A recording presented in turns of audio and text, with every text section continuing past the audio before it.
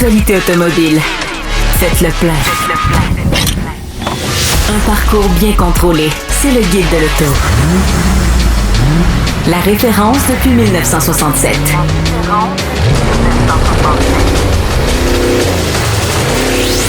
Le Guide de l'auto. Bonjour tout le monde, bienvenue au Guide de l'auto en compagnie de Gabriel Gélina et Hugues Gonneau. Messieurs, bonsoir. Bonsoir. Bon, Hugues, tu vas nous parler d'une Subaru ce soir. Absolument.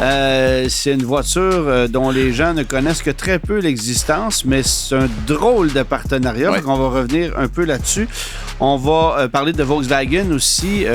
Où se situe Volkswagen aujourd'hui en 2024, alors qu'on a abandonné toutes les voitures qu'on adorait ici en Amérique du Nord, ou du moins ici au Québec, devrais-je dire, parce qu'en Amérique du Nord, c'est un peu différent. Exact. Et on va parler du Lincoln Navigator et du Hyundai Santa Fe en version XRT vers la fin de l'émission. Et tout d'abord, quelques actualités pour commencer par le fait que Hertz, je pense qu'on admet chez Hertz avoir pris une mauvaise décision, c'est-à-dire avoir acheté 160 000 voitures électriques. Et là, on se rend compte que finalement, c'est pas si payant que ça d'avoir des voitures électriques comme véhicules de location, parce qu'on annonce des pertes reliées à ces véhicules-là et uniquement en matière de dépréciation et de non-location des véhicules de 195 millions de dollars pour le premier tiers de 2024. Alors là, on se débarrasse de 10 000 véhicules électriques et il va en rester quand même pas mal. C'est quoi l'idée d'avoir des véhicules électriques à profusion comme ça dans des parcs de location? Je ne sais pas qui a pensé à ça, honnêtement. Non, pas du tout, parce que quand tu regardes le profil de quelqu'un qui va louer une voiture pour une courte période, c'est soit des hommes d'affaires ou des gens d'affaires qui vont dans une autre ville, qui doivent visiter plusieurs endroits, donc qui ont besoin d'un véhicule, ou alors c'est toi avec ta famille, tes enfants et tout, Ouais. tu s'en vas en vacances. La dernière chose que tu veux quand tu t'en vas en vacances ou quand tu es en voyage d'affaires et que tu es pressé, c'est d'essayer de trouver une borne de recharge, ou même simplement d'apprivoiser le fonctionnement d'une voiture électrique, particulièrement une Tesla, par exemple. Ouais. Je te donne un exemple. Tu sais, il y a cet hiver, il y a eu un événement Rolls-Royce à Mont-Tremblant. Alors, les gens de Rolls-Royce se sont rendus à Montréal par avion. Ils ont loué une voiture pour monter à Mont-Tremblant. Et la représentante... Et c'était pas une Rolls-Royce? Non, c'était pas une Rolls-Royce, justement. Okay. Et la représentante des relations publiques m'expliquait qu'elle arrive au comptoir de location et lui donne la télécommande ou en fait la petite carte là, pour une Tesla. Ouais. Elle n'a jamais conduit de Tesla de sa vie. Elle n'a jamais conduit un véhicule électrique de sa vie. Elle est dans un pays où tout est en kilomètres, etc. Bref, Ouais. Dépaysé. Un peu dépaysé, tout ça. Et évidemment, une Tesla, bon, il faut que tu l'apprivoises un peu. Comme tu le sais, l'écran central, on contrôle toutes les fonctions et tout le Mais reste. où sont les leviers de clignotant et d'essuie-glace? Ah, ils ne sont pas là. Exactement, Okay. ils sont sur le volant. Mais il n'y avait personne pour lui montrer comment ça fonctionnait, pour qu'elle puisse prendre la route. Alors, elle a dû se débrouiller toute seule. Mais tout ça pour dire que, et aussi, en sachant pas, mais je vais la recharger où, quand, comment, une fois que je suis rendu à Mont-Tremblant pour quelqu'un qui est un non-initié, voilà. Effectivement, c'est un problème. Alors, c'est ça le principe de la location à court terme comme ça, c'est parce que tu es pressé, parce que tu veux que ça soit vite.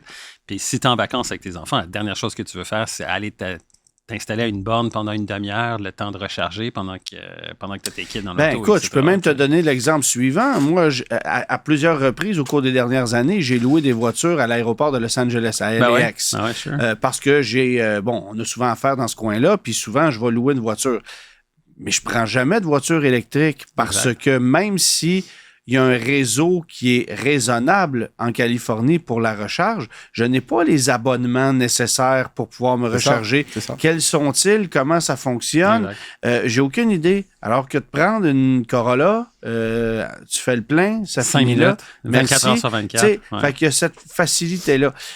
Là où les entreprises de location ont réussi à faire un petit truc intéressant avec les voitures électriques, c'est vis-à-vis des gens qui font, par exemple, du transport de taxi comme Uber, comme Louelec, par exemple, chez nous au Québec, a des voitures électriques qu'on va louer à des gens qui vont faire du Lyft ou du Uber, des trucs comme ça.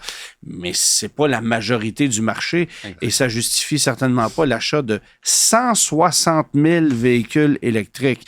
Tu sais, c'est du monde à la messe, là. Écoute, j'espère qu'ils ont eu un bon prix pour ces véhicules-là. Ben, écoute, moi, je sais pas. J'ai des amis qui sont à Lancan semaine après semaine et chaque semaine, ils passent sur la ligne de Lancan à l'Adessa des Polestar 2, des 2022, des 2023 qui ont peu de kilométrage et à 31 32 000 $, c'est là que ça plafonne les prix et c'est du no-sale. Parce qu'eux ont mis une réserve plus élevée, mais il n'y a pas d'acheteurs pour ces véhicules-là. Il y en a trop sur le marché. Alors, imagine non seulement à quel point les entreprises de location qui ont acheté ces véhicules-là perdent des sous, mais ça signifie aussi un impact sur la dépréciation de toutes les Polestar 2 et des Model 3 qu'il y a sur le marché. On a inondé le marché avec un paquet de véhicules dont personne ne veut. Oui, et ça, c'est un problème parce que si toi, tu as acheté ce véhicule-là pour ton usage personnel, et puis, bon, il est bien le temps, tu veux changer de véhicule, où la valeur de revente, elle vient d'être plombée, littéralement. Dis-toi que s'ils ne l'achètent pas à 31 32 000 à l'encan, ils ne l'achèteront pas de toi non plus. Exactement. Alors, c'est pas mal ça. Alors, c'est un sérieux problème. Et là, c'est les premières 10 000 unités qui sont annoncées d'être vendues par Hertz, mais j'ai l'impression qu'on va avoir d'autres nouvelles qui vont suivre. On change un peu de sujet. BMW qui a dévoilé sa version la plus poussée de la M4, édition 2025, c'est la M4 CS 2025. 42 unités seulement qui vont être vendues sur le marché canadien. C'est quand même assez exceptionnel. Et ça sera, Gabriel, une version à rouage intégral. On appelle ça le MX Drive. C'est une technologie fascinante là, pour la conduite. Tout à fait, parce que ça permet en fait de bénéficier du rouage intégral, mais ça permet aussi de le désactiver et de transformer la voiture en une authentique propulsion, exactement, comme dans le bon vieux temps. Ouais, c'est ça. Mais c'est ça qui est génial avec cette technologie-là, c'est que tu peux avoir vraiment deux caractères très distincts avec la voiture. C'est le cas d'ailleurs sur la M5. Et donc, ça te permet justement, si tu veux vraiment avoir ces caractéristiques, cette finesse, au niveau de la conduite et puis le comportement d'une véritable propulsion, tu peux l'avoir. Et s'il se met à pleuvoir ou peu importe, ou tu veux avoir la motricité optimale que va te conférer le rouage intégral, c'est juste une question de toucher l'écran, puis c'est réglé. Alors, de ce côté-là, c'est assez intéressant. Le fait que ce modèle-là, CS, bon, c'était à prévoir que ça s'en venait. Là, oui. Parce que dans toutes ces voitures-là, que ce soit la M3, que ce soit la 911, toutes ces voitures de haut de gamme, de performance, il y a des cycles. T'sais. Et à tous les je dirais pas à tous les 6 mois dans le cas de BMW, mais une fois par année, tout ça, ils se mettent à sortir des variantes plus poussées, variantes compétition. Puis là, maintenant, il y a la CS qui est au-dessus de la compétition. Et donc, il y a toujours, évidemment, une majoration du prix. Le prix est plus élevé, etc., etc. Mais ça signifie aussi souvent que la voiture est un peu en fin de carrière ou que le changement de génération approche. Aussi, quand on voit sortir des CS... C'est le prix de l'exclusivité, mais en même temps, c'est pas le modèle n'est pas la saveur du jour. Là. Quand on commence à multiplier les versions comme ça, c'est parce qu'effectivement, que disons que l'effet de nouveauté n'est plus nécessairement là. Ce que j'ai trouvé intéressant, c'est qu'on dévoile un 0-200 km/h avec cette voiture-là en 11,1 secondes. Le 0-100 en 3,4. C'est de moins en moins impressionnant parce qu'il y a des voitures électriques qui sont capables de faire ça. Mais du 0-200, les électriques s'essoufflent vite. Là. Alors, tu sais, ça, c'est un exercice qu'on voit un peu moins souvent. Là. Non seulement il s'essouffle vite, mais tu perds de l'autonomie de façon radicale au fur et à mesure que tu roules rapidement. D'ailleurs, tu vois, même en Europe, même en Allemagne, les autobahns, il n'y a pas de limite de vitesse. C'est très rare que tu vas voir une Taycan rouler à 200 km/h. Tu vas voir des 911 rouler à cette vitesse-là. Tu vas voir des BMW M3, des choses comme ça qui vont rouler à cette vitesse-là. Probablement un hurluberlu en Montero diesel là, qui a modifié sa bébite. Mais effectivement, que la majorité du temps, c'est des RS6, des trucs comme ça. Là. Exactement. Ouais. Alors, c'est clair que tu perds beaucoup d'autonomie avec une voiture électrique à ces vitesses très élevées. Mais pour une marque comme BMW, comme Porsche, pour ces modèles d'exception, parce que 42 exemplaires pour le Canada, on s'entend que c'est vraiment pas beaucoup.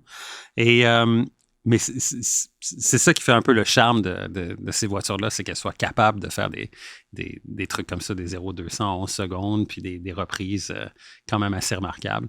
Puis aussi une tenue de route qui est très affûtée, parce que c'est des voitures souvent plus légères, évidemment, que des voitures électriques. Mais on avait déjà mentionné ça avec la 911 Dakar, qui est exact. une voiture de route, qui est une voiture qu'on veut rouler, qu'on veut exploiter et qui malheureusement va se retrouver dans des garages de collectionneurs. La grande majorité des unités n'auront pas de kilométrage et puis les gens achètent ça comme déplacement. J'ai un peu l'impression que cette version CS de la M4, ça va être un peu ça aussi. À 42 unités canadiennes, j'ai l'impression qu'il y en a au moins 35 là-dessus qui ne verront pas beaucoup le bitume. Là. Non seulement ça, et aussi, ça va être difficile pour quelqu'un qui voudrait avoir cette voiture-là demain matin de pouvoir l'obtenir parce qu'ils vont privilégier des clients déjà existants de la marque, celui ou celle qui a déjà acheté un modèle performant ou peu importe, qui a dépensé beaucoup de sous au cours des dernières années chez le concessionnaire et ces gens-là vont avoir droit à une allocation d'une unité, alors que des fois, des vrais amateurs... Ou celui qui a accepté d'acheter la dernière i8 avec laquelle on était collé depuis trop longtemps. Il y a peut-être ça aussi. Il y a ça aussi. Ça. Bon, Jeep a dévoilé cette semaine un truc qu'on attendait, bien sûr, Gladiator 2025. Ça sera offert en version 4XE.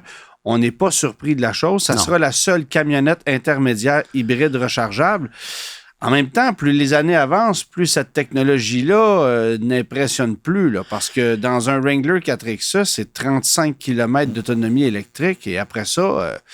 ça consomme quand même. Oui, c'est pas beaucoup, effectivement, d'autonomie électrique, mais moi, pour avoir conduit le Wrangler 4XE, ça te permet quand même de faire certaines choses, comme aller reconduire tes enfants à l'école le matin, puis, sans consommer d'essence du tout. Et si tu fais des recharges plus assidues, et puis aussi, avec cette batterie-là, tu n'as pas nécessairement besoin d'un chargeur de niveau 2. Là. Tu peux la brancher sur une prise 110. Puis pendant la nuit, ça va être... tu vas avoir ton 35 km pour le lendemain matin. Moi, je trouve ça intelligent comme principe. C'est clair que c'est une autonomie qui est limitée en fonction, évidemment, de la taille de la batterie. Avec le Gladiator, qui est un véhicule encore plus lourd, plus gros, est-ce que cette autonomie-là va être autant plus réduite? Ça, c'est un autre facteur. En même temps, est-ce que tu peux être moins aérodynamique qu'un Wrangler? C'est ça, exactement. Il ouvre les portes, là, mais à part ça, c'est pas... c'est une grosse boîte carrée. Fait que ça, c'est sûr. Par contre, le truc qui m'inquiète un peu là-dedans, c'est sa facture. Parce que je mets à l'essai cette semaine, on en reparlera un peu plus tard, une version Willys du Gladiator qui est dans les entrées de gamme là, du Gladiator. Avec quelques options, certes, parce qu'on a ajouté des accessoires comme on le fait tout le temps. Mais le véhicule que je mets à l'essai affiche un PDSF. Et là, j'étais avec le moteur Pentastar 3.6 litres de base, là, de 81 415 $. Ça veut dire que quand tu montes en gamme, tu peux monter à 90, 95 000 et on n'est pas encore rendu au 4XE. À combien ça va coûter un Gladiator 4XE? Le prix d'un GMC Sierra Denali Ultimate, on ne le sait pas, là, mais c'est rendu complètement fou. Et évidemment que les prix chez Chrysler sont tout le temps boostés pour après ça appliquer des rabais. Là, on connaît la game, connaît la game de Stellantis. Mais là, les crédits applicables pour les véhicules hybrides rechargeables vont être sérieusement diminués dès l'année prochaine. Chez nous, au Québec, ça passe de 5 000 à 2 000. Dans le cas d'un Gladiator comme celui-là, parce que l'autonomie est plus faible, ça passe à 1 000 $. Alors, ça risque de faire mal à ce produit-là qui, selon moi, tout dépendant du prix, ne connaîtra peut-être pas le succès que ça aurait dû connaître normalement. Là. Non, c'est sûr. Écoute... Trop peu, trop tard, peut-être. Oui, effectivement, peut-être, c'est le cas.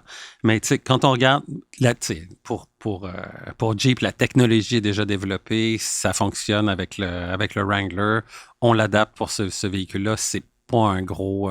ça coûte absolument rien. Voilà. Et Stellantis est maître dans l'art d'étirer la sauce. Là. Regarde le Ram classique, on l'a amené assez loin. On a étiré les caravanes. On vend encore des Dodge Durango en passant. Et ça se vend bien, un Dodge Durango qui a été lancé en 2011 et qui n'a à peu près pas été retouché depuis. Donc, on rentabilise la recherche et développement chez ce constructeur-là. Pas juste un peu. Et j'imagine que la technologie qui attaque ça, on va l'avoir débarqué dans à peu près n'importe quoi avant de l'avoir disparaître ou de l'avoir optimisé. Ferrari nous a fait une surprise cette semaine aussi. On sait qu'on a électrifié plusieurs modèles, la SF90, évidemment, la 296 GTB qui sont rendus des hybrides rechargeables, mais on a dévoilé la remplaçante de la spectaculaire 812. Super fast. Et on l'appelle je ne sais pas comment le prononcer en italien. Alors, 12 cilindri. Bon, exactement, Gabriel. 12 cylindres. Voilà. C'est ça que ça veut dire. C'est ça le nom du modèle, mais elle est magnifique. Alors, cette voiture-là, elle est magnifique. Oui, absolument. Et bon, alors V12, 6,5 litres, 819 chevaux. Et tu sais, c'est un peu rafraîchissant dans une certaine mesure à l'ère de l'électrification, à l'ère de tout ça. Ferrari qui te fait un peu je dirais pas un pied de nez, mais tu sais, c'est comme qui respecte aussi les traditions. Ouais. Une Ferrari moteur avant, moteur V12, là, ça fait partie de l'histoire de la marque. C'est un peu le même cas aussi pour Aston Martin. Ils vont sortir au Monterey Car Week au mois d'août de cette année la nouvelle Vanquish qui, elle aussi, va avoir un moteur V12. Alors, ça, c'est...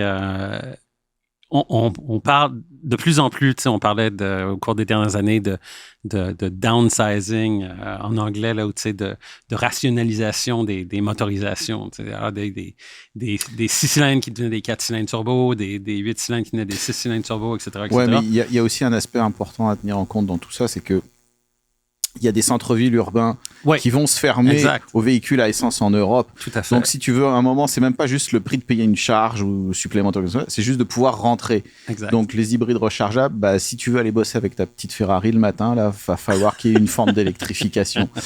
Parce que tu pourras juste pas te rendre jusqu'à ton boulot. Une 296 GTB pour la semaine. Ils ont des modèles pour ça. Et voilà. Mais ils vont garder celui-là. Exactement. Comme la voiture des puristes. Pour le week-end. Exactement.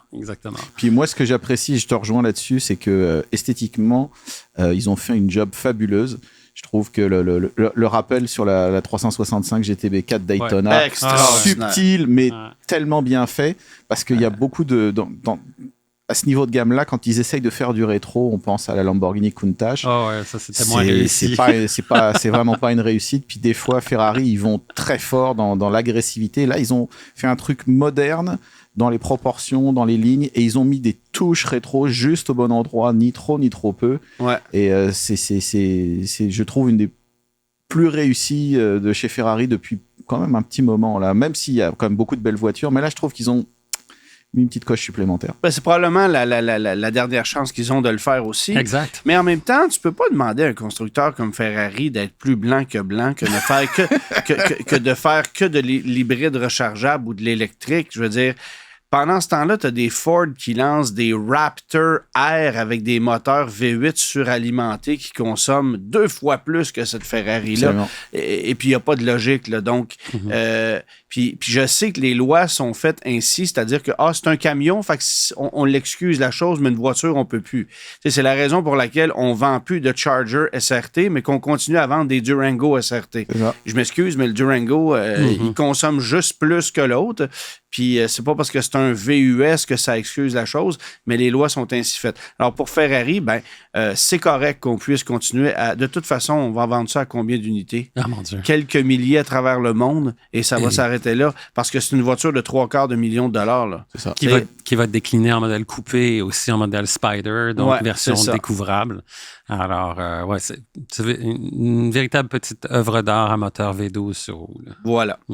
Autre nouvelle qui est sortie cette semaine, et je voulais le mentionner non pas parce que c'est Hyundai, mais parce que c'est probablement le début de quelque chose qu'on va voir de plus en plus souvent, fuite de données chez ce constructeur-là, donc informations personnelles des consommateurs qui ont été volées ou dérobées littéralement auprès de l'entreprise LGM Financial qui emmagasine toutes ces informations-là.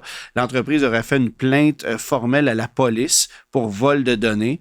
Et évidemment, chez Hyundai, on dit qu'on fait tout ce qui est en notre pouvoir pour limiter les dégâts, mais il est fort possible que ces données-là se retrouvent dans les mains de malfaiteurs qui vont en prendre avantage, évidemment.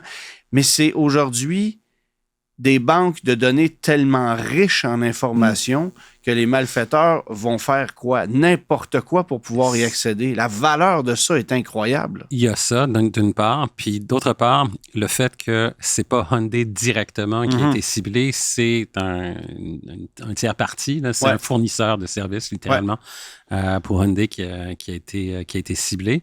Et pas juste pour... Je pense qu'il travaillait aussi avec d'autres constructeurs automobiles. Ouais. Alors, c'est ça un peu aussi le problème pour les clients, pour les consommateurs. Tu fais confiance en une marque, et ils ont des politiques XYZ pour sauvegarder tout ça, mais leurs fournisseurs de services, eux, c'est peut-être autre chose. Et c'est là que ça... C'est ces entreprises-là qui sont plus vulnérables à ce genre d'attaque, ce genre de problème. Mais tu sais, c'est pas juste dans l'automobile, ça, c'est un peu partout. C'est partout. C'est partout. Et ça va être un véritable fléau là, au cours des prochaines années, c'est Mais ça. le fait, évidemment, que, aujourd'hui, quand vous achetez un véhicule, vous remplissez une tonne de documents pour accepter de partager ou refuser de partager. Il y a toutes sortes de trucs comme ça. Mais en même temps, vous partagez tellement d'informations à même votre véhicule sans le savoir qu'il y a des entreprises qui vont profiter de tout ça. Vous allez, par exemple, écouter telle ou telle musique, appareiller votre téléphone cellulaire, utiliser un GPS, faire des recherches XYZ à travers le système de votre véhicule, faire appel à des systèmes de géolocalisation des constructeurs. Bref, il y a toutes sortes de trucs qu'on peut faire. Bon, imagine-toi chez Tesla, tout ce qu'on emmagasine comme données. On sait que Tesla en a créé une business et que si l'entreprise ne s'est pas retrouvée dans le rouge à plusieurs moments, c'était à cause de cette filière-là. Alors, l'accumulation de données ou le recueil de données chez les constructeurs aujourd'hui, c'est complètement fou. Et il y a des gens qui, aujourd'hui, ont cette peur bleue de ça et ne veulent plus acheter de véhicules modernes parce que tu ne peux pas contrôler la quantité d'informations que tu partages. Et tu ne peux pas te soustraire à ce processus-là. C'est pratiquement impossible. Et je souhaite qu'on invite très prochainement Steve Waterhouse, qui est expert en la matière, en cyberattaque, et en collecte de données comme ça. Lui en a fait des recherches très approfondies de voir comment les constructeurs automobiles composent avec cette nouvelle réalité-là. Va pouvoir nous partager de l'information qui est franchement riche. J'avais eu la chance de le rencontrer récemment lors d'une émission avec Pierre-Olivier Zappa sur TVA, et puis il nous avait donné beaucoup d'informations. Alors, ça va être intéressant de discuter avec lui de tout ça. Mais dites-vous que ce petit problème qu'on a chez Hyundai est beaucoup plus grand que ce qu'on laisse croire, j'en suis persuadé. Le guide de l'auto. Tu nous en as sorti une belle, Hugues, cette semaine, la Saab 9-2X. Alors, premièrement, il faut rappeler aux gens que Saab a été un constructeur automobile parce que, bon, c'est disparu depuis un certain temps. Marque que j'ai toujours énormément appréciée, qui proposait des designs originaux, une philosophie intéressante. Mais dans le cas de la 9-2X, c'est ni l'un ni l'autre. C'est ça, hein, c'est absolument pas ça. Là. C'était pas une vilaine voiture en soi parce qu'on connaît sa base. Mais qu'est-ce que c'est que cette association-là entre Saab et Subaru? Eh ben, on retrouve parfois dans l'industrie automobile de drôles de mélanges. Certains sont dus à de bonnes idées, d'autres à du pragmatisme économique, et puis certains, c'est juste du désespoir. Lorsque le constructeur suédois a présenté celle que l'on allait rapidement surnommer la Subaru, eh ben, on était clairement dans la dernière catégorie. Bon, évidemment, il faut expliquer quelle était la situation de Saab à cette époque-là, juste avant qu'on lance cette 9-2X. Moi, ça m'a rappelé, avant qu'on se lance là-dessus, ça m'a rappelé un peu le genre de stratégie que Suzuki avait développé avec Nissan pour lancer une camionnette. Exactement. Alors, tu sais, l'Equator de Suzuki, qui est une camionnette Frontier rebadgée, pourquoi? C'était trop peu, trop tard. Ça, c'est un peu la même chose. Exactement. Alors, la situation de Saab à la fin des années 80 est relativement paradoxale. Si les ventes se portent bien, la marque commence à douter de son avenir à cause de son statut de petit constructeur dans un paysage automobile qui se consolide à grands pas. Fâché de ne pas avoir pu mettre la main sur Jaguar, qui ira à Ford pour 2,6 milliards de dollars en 1989, General Motors se rabat sur Saab et en acquiert 50% pour 600 millions de dollars. Les 50% restants seront achetés en 2000 pour la somme de 125 millions, ce qui en dit déjà long sur la dégringolade de la marque durant les années 90. C'est rien, là, 125 millions pour 50%. 125 millions de dollars, pense-y. Là. Non, puis on passe de 600 à 125. Déjà, ça augure pas bien. Le constructeur n'arrivera à faire des petits profits qu'en 1994, 95 et 2001.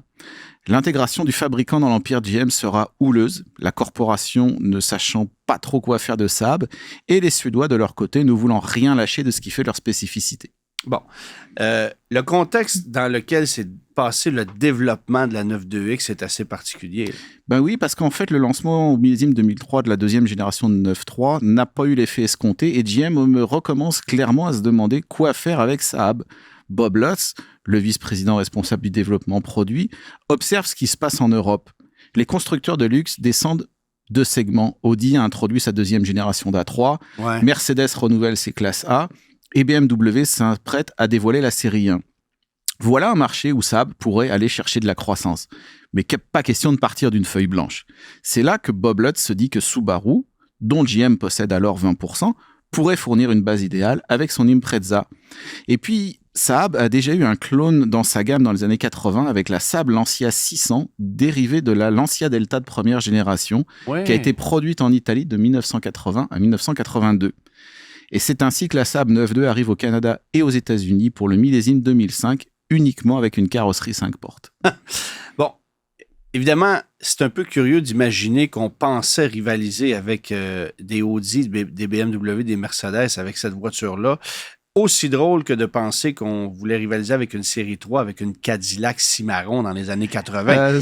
On n'est pas loin. On n'est pas loin, en fait. Mais c'était quand même pas une vilaine voiture parce qu'on partait d'une bonne base, là. Mais tout à fait. La 9.2 a beau arborer une calandre typiquement Saab, elle ne trompe personne quant à ses origines. Ben non. Elle est d'ailleurs produite sur les mêmes chaînes d'assemblage que l'Impreza dans l'usine de Yajima au Japon. La partie arrière est revue, nouveau feu, déplacement de la plaque d'immatriculation du pare-choc vers le haillon, aileron intégré au haillon et c'est à peu près tout. À l'intérieur, la console centrale est modifiée avec un fini métallique. Les ingénieurs ont tenté bien que mal de distinguer la Saab de la Subaru en améliorant l'insonorisation, avec des supports moteurs revus, matériaux insonorisants supplémentaires et des tapis plus épais, et en installant un boîtier de direction plus direct qui provient de la STI, et aussi en révisant les suspensions, ressorts plus fermes, amortisseurs plus souples, coussinets plus rigides. Au lancement, 2 versions sont proposées. La 9.2X linéaire vient avec un 4-cylindres boxer de 2,5 litres de 165 chevaux et un équipement relativement décent, roue de 16 pouces, climatisation, régulateur de vitesse, condamnation centrale, rétroviseur électrique, sellerie de thon. Et la finition aéro bénéficie quant à elle du 2,5 litres turbo provenant de la WRX, 227 chevaux, et ajoute à sa liste d'équipements la prise d'air sur le capot, un embout d'échappement chromé, les anti-brouillards, les roues 17 pouces, le système audio assis haut-parleur, le volant gainé cuir et les sièges Porsche chauffants. Toutes deux vivent avec une boîte manuelle à 5 rapports, tandis qu'une boîte automatique à 4 rapports est disponible. Ce qui est assez particulier, c'est que c'est uniquement une version familiale qui est offerte aussi. Absolument. Alors, pas de version berline, alors que ce qu'on aurait voulu rivaliser, c'est des berlines de la compétition. On a choisi d'aller chercher une version familiale, ce qui était une décision assez particulière pour viser un marché américain. Assez conservateur. Et tu parlais des modifications qu'on a faites à l'intérieur qui sont très, très, très mineures. On ne s'est même pas cassé la tête à déplacer le barillet de clé sur la console centrale, comme on l'a fait avec d'autres véhicules. Exactement. Bon, mais il n'y avait pas du tout d'argent. Je pense qu'ils avaient une enveloppe absolument ridicule. Ils ont fait ce qu'ils ont pu avec ce qu'ils avaient. Oh, ouais. Bon, la 9.2X, elle est arrivée sur le marché et moi, je me souviens d'avoir vu débarquer cette voiture-là et de me dire, mais pourquoi? Et pas de publicité, pas de son, pas d'image. On n'a mis aucun effort pour la promouvoir, cette voiture-là. Parce qu'on ne poussait pas Saab plus que ça. Pour GM, Saab, c'était vraiment un boulet à la cheville, là. On était pris avec ça. La voiture est la preuve même qu'ils ne savaient pas ce qu'ils voulaient faire, comment le vendre, comment cibler, quel était le public. Et pourtant, la voiture est relativement bien accueillie à son lancement. La 9.2X, elle est appréciée pour sa transmission intégrale permanente, sa tenue de route, son insonorisation et le moteur vivant. 227 chevaux dans l'aéro, c'est pas mal du tout. Les plastiques de l'Impreza ne font pas très premium et la suspension reste ferme, mais le plus gros problème, c'est que la voiture ne trompe personne et que le déficit d'image est complètement béant. Pourtant, les prix sont relativement compétitifs. On parle de 29 000 pour la linéaire et 37 700 pour l'aéro. Une Volvo T5 de l'époque est 38 600 et une WRX 5 portes de chez Subaru est 35 500. Donc les prix sont plutôt pas mal. Pour 2006, les puissances sont revues à la hausse, 175 chevaux sur la linéaire et 230 sur l'aéro. Et les ensembles d'options sont légèrement modifiés. L'accueil froid de la clientèle n'a pas vraiment encouragé Saab à développer le modèle, d'autant que GM s'est départi en octobre 2005 de ses 20% dans Subaru. Ça n'aide pas. La 9.2X ne connaîtra pas un millésime 2007 et au final, Saab aura écoulé uniquement 10 322 exemplaires et les ventes au Canada seront complètement anecdotiques avec 1038 exemplaires. Imagine-toi, Gabriel, tu avais mis cette voiture-là à l'essai, j'imagine. J'avais conduit ça quand c'est sorti sur le marché. Ce qui était le fun, c'était, évidemment, les suspensions étaient plus fermes que celles de la Subaru. Tu avais une voiture qui avait une bonne tenue de route quand même, mais tu n'avais rien de ce qui faisait le charme d'une Saab. Tu parlais du barillet, de la clé là, sur la console centrale à côté du levier de vitesse. Chez Saab, ça, c'était une obsession des ingénieurs pour la sécurité. Pourquoi? Parce que tout le monde avait sa clé attachée avec son autre trousseau de clés, toutes les autres clés, et ça, c'était en colonne de direction. En cas d'accident, ton genou entrait en contact avec un amas de métal pour te déflamboxer complètement tes ligaments et tout. Alors, eux autres se sont dit, on va la mettre ici, la clé, comme ça. Pas de risque. Ici, pour tes genoux, c'était un truc qui était vraiment rembourré. Là. C'était un facteur de sécurité. L'autre truc qui était cool, c'était le Black Panel. Le Black Panel, c'est tu t'activais ça la nuit au moyen d'une touche sur le tableau de bord. Et ce que ça faisait, c'est que ça éteignait tout ce qui était lumineux dans l'habitacle, sauf l'indicateur de vitesse. Donc, l'idée pour ça, c'était de réduire... Et la jauge à essence, si jamais tu étais sur le point, t'en manquais. Et voilà, exactement. Donc, ça faisait en sorte que tes yeux pouvaient s'adapter à la luminosité dehors. Tu n'étais pas aveuglé par littéralement tout l'éclairage que tu as dans une auto. Puis d'ailleurs, avec les voitures modernes, avec tous les écrans, là, puis les Mercedes-Benz avec les effets de lumière, Saab, c'était complètement l'autre idée. C'était vraiment un truc de sécurité. Puis évidemment, la Saab 9.2, il n'y avait ni la clé, il n'y avait pas le Black Panel non plus, je pense. Mais moi, j'avais fait un comparo avec la V50. Oui. Et franchement, elle n'avait pas été ridicule du tout. Là. C'est sûr. Ça allait plutôt Le problème, pas mal. c'était pas le produit, c'est la façon de le vendre, de le distribuer et le désintérêt total de GM à vendre ce produit-là. C'est sûr, parce que les gens allaient chez un concessionnaire, puis les Saab, les gens de Buick se mêlaient là-dedans. Ils disaient, il faut mettre du chrome sur les autos parce que ça fait pas assez luxueux. Là, ils se sont mis avec les 9.3, les 9.5, à rajouter du chrome partout, essayer de les transformer, les américaniser en quelque sorte. Puis là, tu tues complètement le caractère de la marque. Je pense de toute façon que toute la stratégie de ce qu'on appelait à l'époque SSI, ce qui était Saturn, Saab, Isuzu, c'était un gros flop monumental. Ça a été dans la colonne des pertes à peu près tout le long que GM a possédé ça. Là. Définitivement. Mais je pense que pour General Motors, Saab, c'était un prix de consolation. Ils voulaient Jaguar, ils ne l'ont pas eu. C'est ça, c'est exactement ça. Et ça a été ça, puis là, finalement, ils se sont dit, mais j'ai aimé ce que tu mentionnais tantôt, parce que dans la catégorie des autres mauvaises décisions qu'on a prises chez GM, se débarrasser de 20% de Subaru, c'était pas la meilleure idée. Aujourd'hui, on doit s'en mordre les doigts. Là. Absolument. Là. Écoute, chez Saab, c'était pas le seul produit qui était ce que je qualifierais d'un bâtard. On avait d'autres produits dans la famille Saab qui n'étaient pas d'authentiques véhicules suédois. Là. Non, il y avait le 97X qui était dérivé de l'Oldsmobile Bravada, qui était un VUS, qui lui avait la clé sur la console centrale. Ouais, là, on était dans un vrai véhicule Saab. Ouais. Et puis il y avait eu le 94X. Pour rivaliser avec un Mercedes ML et un BMW X5, c'était littéralement ça. On en rit encore. Ouais. Et non, en fait, il y avait une bastardisation de la gamme. Et en fait, ce que Bob Lutz avait tenté, ça marchait pas parce que c'était trop peu, trop tard. Et puis, à la fin, la crise financière de 2008 et la faillite de GM en 2009 ont fini de sceller le destin de Saab. Mais bon, là, il y aurait encore beaucoup d'autres choses à raconter. Ben oui, parce que évidemment, Saab s'est étiré quelques années de plus suite à la faillite de GM. Et il y a eu le 94X qu'on n'a pas eu ici, mais qui s'est vendu à quelques centaines d'exemplaires aux États-Unis. Et la berline BLS, qui elle, a été vendue en Europe, c'était une Cadillac. Là. Alors oui, alors là, c'est un autre croisement assez bâtard, mais dans l'autre sens. GM voulait faire percer la marque Cadillac en Europe et elle s'est servie de la Saab 9.3 comme voiture donneuse pour créer la Cadillac BLS. Esthétiquement, la BLS reprend les arêtes tranchantes du style Cadillac de l'époque et l'intérieur est légèrement modifié. Pour le reste, toute la partie technique de la 9.3 est reprise, y compris les motorisations diesel non disponibles dans l'Amérique du Nord. Donc, il y a eu des Cadillac diesel. Mais la voiture avait un look quand même intéressant, très inspiré de celui de la CTS là, qu'on avait lancé à l'époque. Là. Ouais. La BLS est présentée en 2006 et une version familiale est présentée en 2007. Une première pour Cadillac avant la CTS Sportwagen de 2010.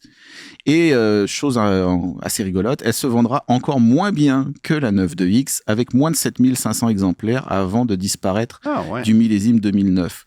Alors, quant au nom, il est en accord avec la nomenclature Cadillac de l'époque, CTS, DTS, STS, mais certaines mauvaises langues prétendent que cela voulait dire Bob Lutz Special. Merci, Hugues. Le guide de l'auto. Parcours l'actualité automobile sans dérapage ni accrochage. Cette semaine, on va parler du constructeur Volkswagen qui, évidemment, aujourd'hui, en 2024, fait face à un grand défi sur le marché nord-américain. On sait que Volkswagen a toujours eu un peu de misère à percer le marché américain pour que ce soit reconnu d'un public très, très large. Volkswagen, c'était des produits, je ne veux pas dire nichés, mais qui s'adressaient à une clientèle très spécifique sur le marché américain. Ça avait un certain succès en Nouvelle-Angleterre, mais dans plusieurs États américains, Volkswagen, c'était un véhicule qu'on ne voulait pas conduire. Et ça a pris beaucoup, beaucoup de temps avant qu'on puisse s'adapter. L'année record de vente aux États-Unis pour Volkswagen depuis ses débuts, c'est 2012. La deuxième année de commercialisation de la première Jetta, qui était une véritable voiture développée pour le marché américain. On avait développé une Jetta plus grosse, plus Passat, américaine. Tu parles de la Passat. Il y a aussi la Passat, bien sûr, qui a eu un impact. Passat parce que les Jetta, des Jetta modifiés pour l'Amérique du Nord, ça date un petit peu avant. C'est-à-dire... Mais 2012, c'est la deuxième année de la Passat. C'est la première année de la Passat américaine, c'est la deuxième année de la Jetta authentiquement américaine. Ouais, c'est ça. Fait en lançant ces produits-là, la formule a marché. Puis qu'est-ce qu'on a fait? On a coupé dans la qualité, on a grossi les voitures, on les a américanisées, on a baissé les prix et ça a fonctionné. Parce qu'en fait, il faut se souvenir qu'en 2008, si je me souviens bien, Ferdinand Piëch avait fixé un objectif de 800 000 ventes pour 2018 en Amérique du Nord. et c'est ce qui a amené toutes sortes de dérapages qu'on a connus ensuite, le Dieselgate et compagnie. Ouais. Et c'est pour ça que justement les gammes ont été américanisées, mais ils visaient à l'époque l'ordre, parce que c'était pas juste un objectif, c'était un ordre. Ouais. C'était 800 000 ventes. Et Dieu sait que c'est jamais arrivé. Et Dieu sait que c'est jamais arrivé parce que déjà on partait de loin et depuis il s'est passé quelques petites bricoles. Et pour te donner une idée, en 2023, on vendait 329 000 véhicules aux États-Unis. Et ça, c'était une augmentation de vente de 31 % par rapport à 2022. Mais en 2022, on avait subi une diminution de vente de 31 % aussi. Alors, on a rattrapé le chemin perdu en 2021, en 2023. Avec des produits qui sont authentiquement américain aujourd'hui. Là. Volkswagen, c'est... Bon, mis à part la Golf R et la GTI, qui sont encore d'authentiques véhicules à vocation allemande, mais pour puristes, là, du moins. Là. Ouais, mais quand tu regardes un modèle comme le Atlas ou le Atlas Cross Sport, ça, c'est clairement conçu pour les États-Unis. Ben oui. Et d'ailleurs, c'est pas nécessairement vendu dans d'autres marchés, ou en tout cas, si ça l'est, c'est de façon presque embryonnaire. Ben, juste pour confirmer le tout, c'est fait au Tennessee. Exactement. Voilà. Alors, c'est assemblé au Tennessee, c'est développé, fabriqué et conçu par et pour les Américains. Là. C'est littéralement ça. Puis aussi, le Tiguan actuel, ça n'a rien à voir avec le premier Tiguan qu'on a connu, qui était une Golf surélevée. Tandis que le Tiguan, maintenant, c'est un véhicule de gabarit beaucoup plus on appelle ça un gros Guan. Exact. On appelle ça un gros Guan. Et le véhicule est un peu en fin de carrière dans sa forme actuelle. Va être renouvelé, mais dans une formule équivalente. Les Américains ont compris qu'on voulait... c'est-à-dire, Volkswagen a compris que les Américains voulaient du plus gros. D'ailleurs, le ID Buzz américain sera différent de celui qu'on commercialise en Europe au niveau de l'empattement parce qu'on veut en faire une vraie fourgonnette sans nécessairement répéter l'erreur qu'on avait fait avec la Routan qui avait été adaptée à partir d'une Dodge Caravan. Autre superbe décision de la part de Volkswagen. Mais tu sais, quand tu regardes le bilan un peu, retourne dans les années 2000, à l'époque où on avait développé des Passat W8 4Motion, évidemment la grande berline Phaeton, le Touareg avec son moteur V10 diesel qu'on a vendu à 85 000 $ en 2004 sur le marché canadien. Fallait le faire, il fallait avoir du culot, mais on l'a fait. Et aujourd'hui, on se souvient de ces bébites-là comme des produits nichés qui n'avaient pas de bon sens, mais en même temps tellement tripants. Ah oui. Qu'est-ce qu'on va être capable de dire de Volkswagen dans quelques années? Il y a la Golf R puis la GTI. Je pense que même eux, ils savent pas trop parce que ils ont été, justement à cause du Dieselgate, obligés, mais vraiment obligés d'opérer un virage électrique. Et ça se passe pas du tout comme prévu. Ben non. Parce que ça marche pas ici très très bien. En Europe, ça marche pas non plus. Donc, l'âme de Volkswagen, qui était un petit peu la conduite à l'européenne, les choses comme ça, c'est complètement disparu. Voilà, la différenciation est en train de disparaître parce que faut passer à l'électrique, ils n'ont pas eu le choix. Et le passage à l'électrique, il se passe pas bien. Exact, parce que tu as tout à fait raison. La réaction au Dieselgate, là, premièrement, ce scandale-là a éclaté. Été violente, là. Oui, mais ce scandale-là, souviens-toi, a éclaté. En septembre 2 jours après la fin des journées médias du Salon de l'Auto de Francfort. C'était septembre 2015. Ouais. Et c'est clair que tout le monde savait chez Volkswagen que ça s'en venait. Tout le monde savait du côté de la DAC en Allemagne que ça s'en venait et tout. Et je pense qu'il y a eu une espèce de... Ils voulaient s'assurer que ça... Oui, pas que ça sorte pendant que tous les médias sont au Salon de l'Auto de Francfort. Okay? Et je me souviens, le prochain salon d'auto qu'il y avait, la meute de journalistes qui étaient autour du président de Volkswagen à l'époque, elle l'a bombardé de questions sur le Dieselgate. Là, c'était... J'ai jamais vu ça en carrière. Ouais. Alors, tout ça pour dire que Volkswagen, c'est littéralement ça. Là. Ils sont en réaction avec le Dieselgate et ça a conditionné tout ce qui a suivi. Et ça fait en sorte aussi, tous les problèmes qu'ils ont eus de développement de logiciels de gestion pour le ID4, la ID3 aussi en Europe, et tout leur système de logiciels, de software, tout ça. Ils ont dû faire ça tellement rapidement que quand c'est arrivé sur le marché, c'était pas au point avec les résultats qu'on a vus. Quand tu te prends à travers le monde 30 milliards d'amendes, ça impacte un petit peu ton budget de recherche et développement. Exact. Veux pas. Il me semble qu'on disait tantôt que 50% de Saab avait été vendu pour 125 millions et là, tu as 30 milliards d'amendes. Pour te donner une idée du clash du montant. Le clash, et ce qui est incroyable, c'est que malgré les 30 milliards d'amendes, ils ont quand même survécu. Ils ont quand même survécu. C'est dire la puissance quand même. Faut leur donner ça. Mais Volkswagen est un constructeur extrêmement puissant et malgré tout ça, on a continué à vendre des véhicules.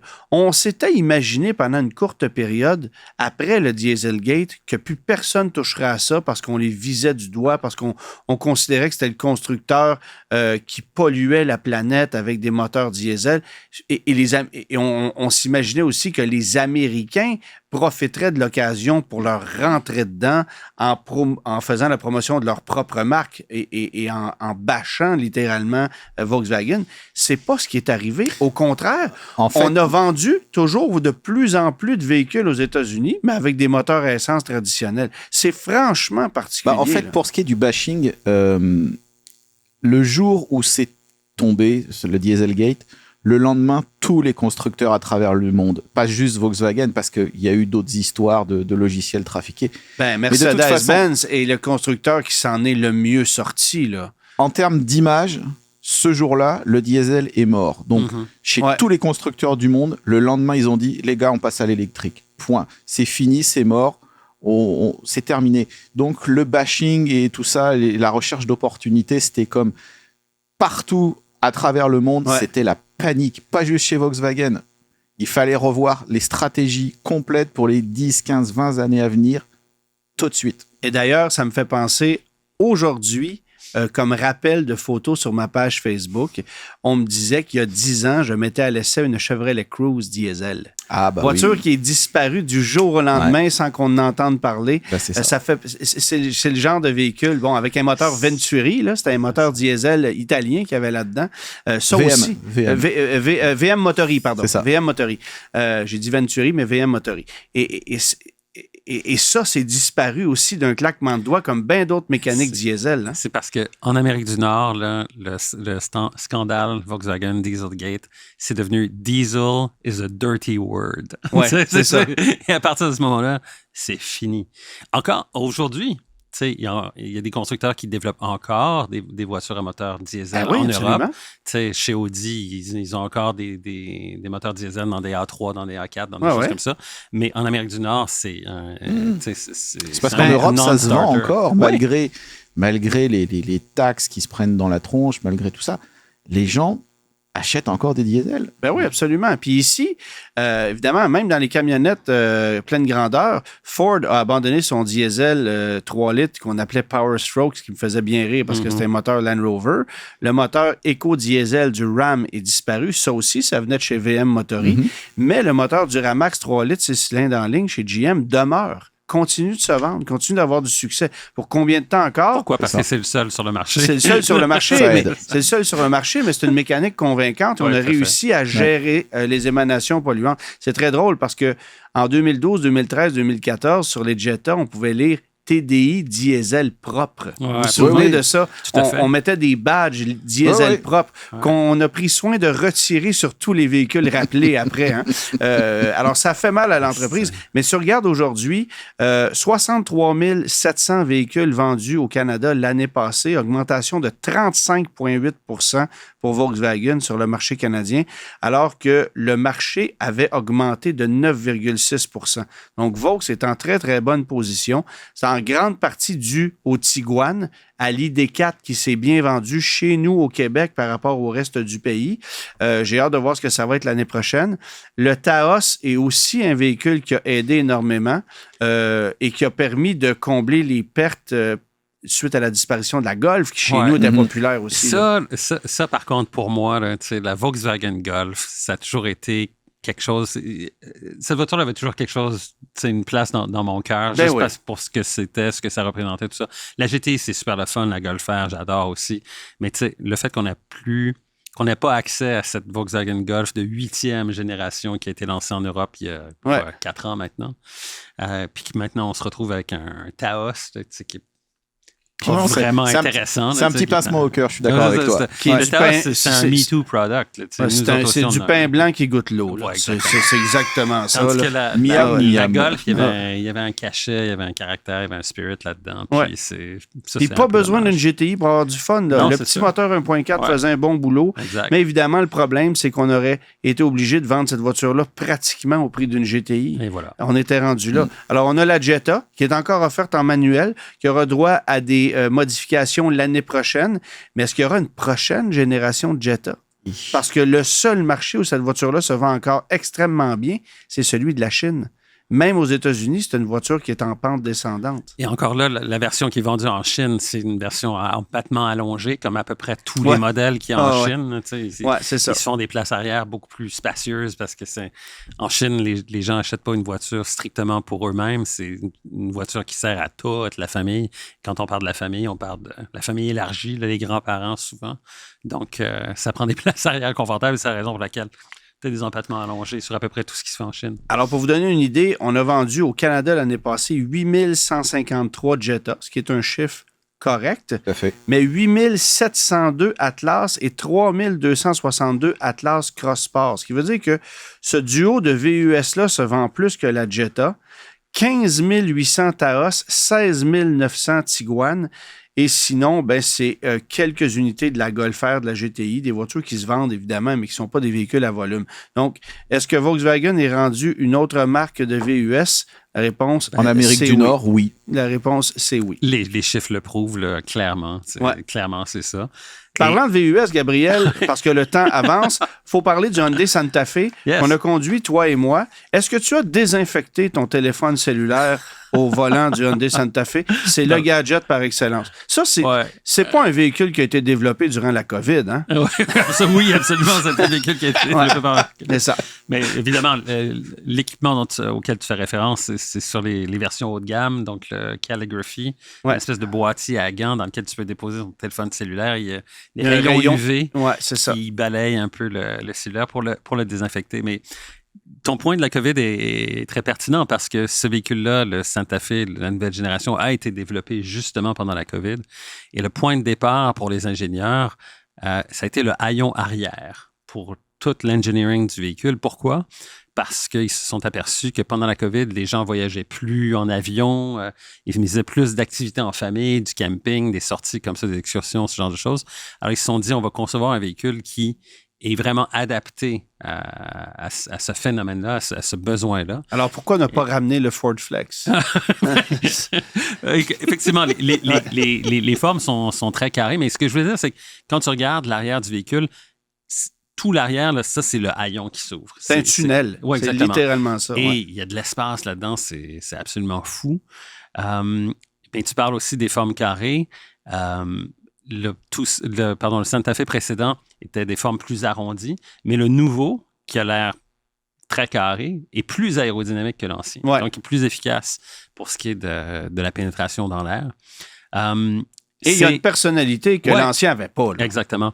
Et quand on regarde ce véhicule-là, tu parlais du flex, les formes carrées, tout ça, il y a aussi vraiment une influence Land Rover là, dans le design, clairement. Le Defender, c'est il y a quelque chose qui me dit qu'on aime mieux se faire comparer à Land Rover qu'au Ford Flex chez Hyundai. Mais ça, bon. Les mauvaises langues disent qu'un Santa Fe, le nouveau Santa Fe, c'est un Land Rover commandé sur Wish. C'est ça. Mais c'est juste les mauvaises langues qui disent ça. C'est ça. mais c'est un produit... Moi, le seul truc que je trouve dommage avec ce véhicule-là, honnêtement, c'est le fait que Bon, d'abord, il n'y a plus d'hybride rechargeable parce que Hyundai va se débarrasser de ces technologies-là et rapidement.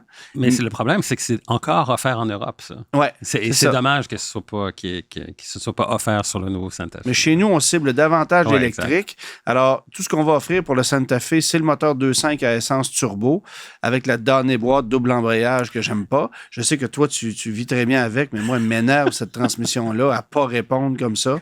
J'ai l'impression d'appeler chez Bell puis d'attendre pendant des heures avant que ça va. Tu sais, alors, il y a cette transmission-là. Et sur les modèles d'entrée de gamme, tu as une version hybride. Mais pourquoi ne pas pouvoir utiliser cette technologie hybride et la mettre sur les modèles haut de gamme? Parce que ça te fait économiser 35 à 40 % de carburant par rapport au moteur à essence. Ça roule à 6,5 litres, 6,8 litres au 100 km. L'autre est à 10,5, 11. Là. C'est pas la même chose. Là. C'est pas la même chose. Puis surtout aussi, c'est le fait que avec cette motorisation hybride-là, tu perds pas nécessairement de temps en puissance. Oui, tu perds une cinquantaine de chevaux par rapport au, mais tu as du couple. 2.5. Exact. Fait que le couple est pas mal plus proche de celui du 2.5 turbo. Évidemment, c'est pas aussi rapide qu'avec le 2.5 turbo, mais c'est un moteur qui fait très, très bien le travail puis qui est parfaitement adapté à ce véhicule-là. Et comme tu le dis, ça te permet d'économiser pas mal en carburant, tout en conservant un véhicule qui est très spacieux, très polyvalent, très logeable. Écoute, l'espace pour les jambes à la deuxième rangée, c'est énorme. Là. C'est vraiment, c'est presque une voiture de luxe. Remarque, Gabriel, tu peux combiner toute forme de plaisir parce qu'on lance une édition spéciale du Santa Fe, peint en blanc mat, avec un intérieur couleur cognac. Là, j'oublie le terme exact, là, mais cuir Napa couleur cognac à l'intérieur. Et c'est une version développée en collaboration avec la Ligue nationale de hockey. Alors, 500 unités de ce modèle-là vont être commercialisées au Canada seulement, pour 2024 seulement. Et il utilise la technologie hybride et l'équipement de la version Ultimate Calligraphy, mais tu dois décorer ton véhicule aux couleurs de l'équipe de hockey de ton choix. Ouais, alors, quand tu vas ouvrir les portières, tu vas avoir un logo des Flames de Calgary ou des Highlanders de New York sur les seuils de pas. de Montréal, s'il vous plaît. Oui, mais ils sont plus là. Je vais juste te dire, là, ils sont éliminés au moment où on se parle. Fait que j'essaie de nommer. Remarque que les équipes que je t'ai nommées, je ne sais même pas si sont insérées. Ça prouve à quel point je ne suis pas le hockey. Mais c'était pour te donner un exemple. Alors oui, tu peux t'acheter ce modèle-là, mais il faut que tu tatoues le logo d'une équipe de hockey. Est-ce que c'est quétaine? La réponse, c'est oui. Mais ils vont en vendre 500, puis après ça, ça va être terminé. N'empêche, c'est la version qui va t'offrir le plus de niveau de luxe avec la motorisation hybride, parce que sinon, tu ne peux pas bénéficier de tout ça. Et je prends 30 secondes en terminant pour parler du Lincoln Navigator que j'ai roulé cette semaine. Le temps de te dire que on n'est pas dans la course par rapport au Cadillac Escalade, que j'ai pu conduire récemment aussi. Et ce qui est le plus drôle, c'est que, bon, évidemment que c'est un gros VUS hyper luxueux, hyper confortable, mais tout ce qu'on a ajouté de plus dans le Navigator, ça le rend moins intéressant que le Ford Expedition. Alors, les suspensions, ça travaille moins bien. Les roues qui sont plus grosses, c'est pas une bonne idée. Les sièges qu'on a voulu retravailler pour qu'ils soient ajustables de 170 façons, mauvaise idée aussi. Au final, il y a un peu plus d'insonorisation, c'est un peu plus mou, mais j'achèterais un Ford Expedition. Et en fait, je n'achèterais pas un Ford Expedition, j'achèterais un Yukon avant. Mais à comparer ces deux produits-là, on comprend pourquoi Cadillac vend aujourd'hui 4 fois plus d'Escalade que Lincoln vend de Navigator, alors que lorsqu'on a lancé le bal chez Lincoln en 97 avec le premier Navigator, ben Cadillac a été en réaction, a endimanché un Yukon en 48 heures en mettant des logos Cadillac là-dessus, a mis ça sur le marché en disant on espère que ça va... heures, ça vraiment ça. C'est vraiment ça. C'était une cochonnerie. Et puis au début, l'Escalade, c'était une catastrophe, mais on s'est rattrapé, puis aujourd'hui, on domine le marché. Alors, Lincoln a du travail à faire pour... renverser la vapeur. Pour renverser la vapeur. De toute façon, la marque Lincoln au complet a besoin de... Tu sais, on l'a entendu souvent, le mot réinventer chez Lincoln, mais là, c'est faites un pas de recul, allez consulter un peu, là. Ça serait une bonne idée, là. Allez vous détendre sur un divan, là. Pensez à ce qui s'est passé au cours des 30 dernières années. C'est pas la première fois de son histoire. Non, c'est ça. Puis peut-être qu'il va arriver quelque chose à un moment donné avec cette division-là. Merci tout le monde d'avoir été là. À la semaine prochaine. Bonne semaine. Salut. Tous les épisodes du Guide de l'auto sont disponibles en podcast sur l'application et le site cube.ca.